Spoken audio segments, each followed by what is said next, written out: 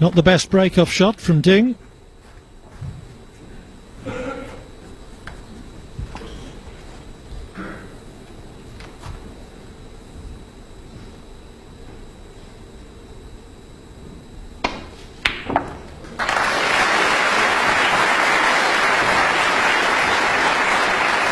A little flick on the blue actually was quite handy for Ronnie there. Stopped the cue ball drifting onto the right-hand side cushion, I should think. It's giving him a choice of a blue or maybe a bulk colour as well. Had a little chat with Ronnie before the game. He came back from Shanghai, I think Tuesday morning, he said. What are we now, Thursday? Not long, is it, to be back in the country? Had a little practice on the Tuesday evening as well, so he's still very keen.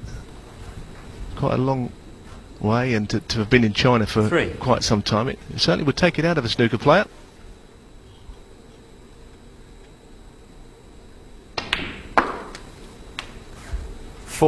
O'Sullivan does most of his practice on his own these days. Doesn't bother too much with playing practice frames against opponents. Likes to just work on a few things by himself. Just keep his cue action going.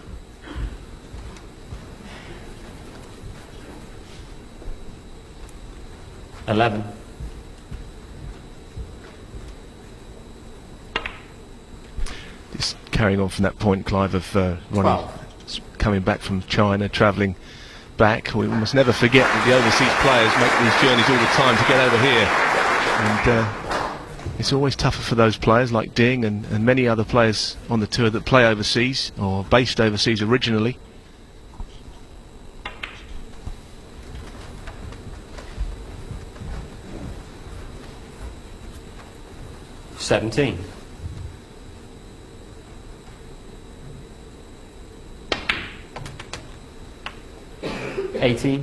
O'Sullivan switches so easily from right hand to left hand, it's almost not worth commenting on these days.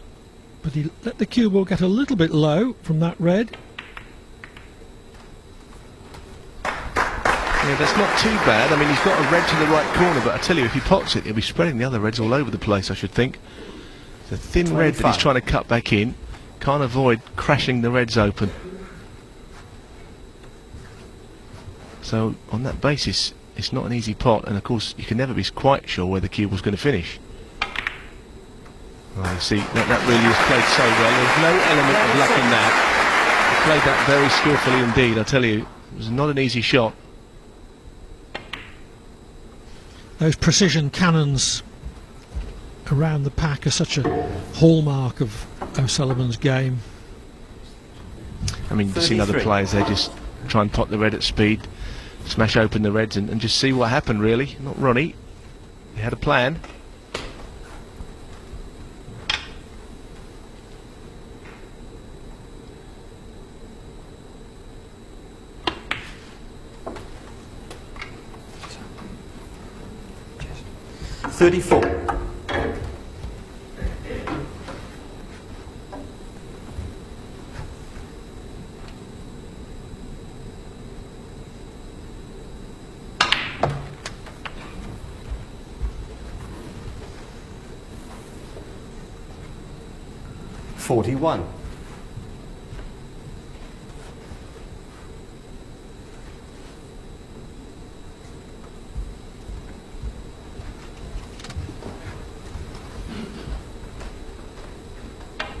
Ronnie seemed pretty philosophical about losing to Ricky Walden, who was an 80-to-1 chance in the Shanghai Masters as recently as Sunday.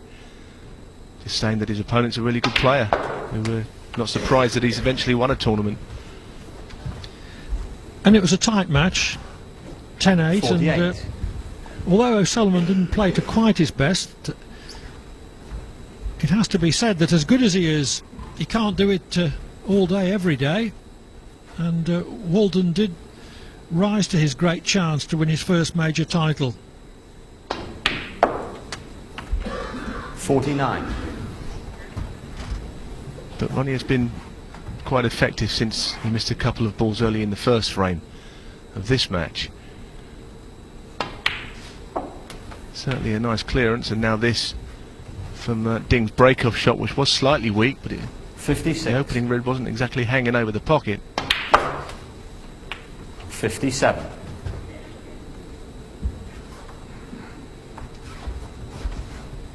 Got a choice here. He could nudge into the 4 reds. He could still play on the loose one. That's out to the left of the table. Well, he's played on the loose red. That's perfectly all right. I'm just looking at the scores. 64. This red and any colour, and didn't want to eat snookers anyway. 65. So played it right. He didn't go into the 4 reds for no obvious reason. Here's frame ball.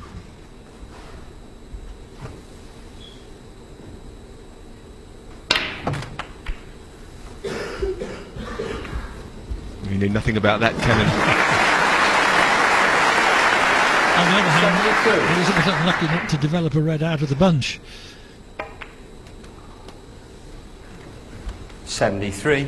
Well, maybe even if O'Sullivan had lost the first frame, he would have played this one just the same, but just managing to snatch it on the black with a 43 clearance maybe took a little bit of the pressure off.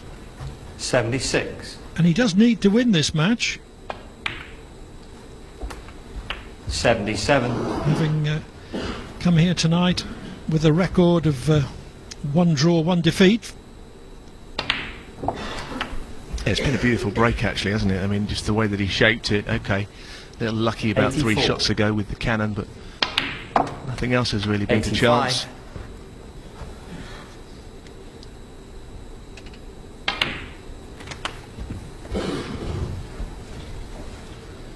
92. 93. Just the black guarantees a £1,000 bonus for the century.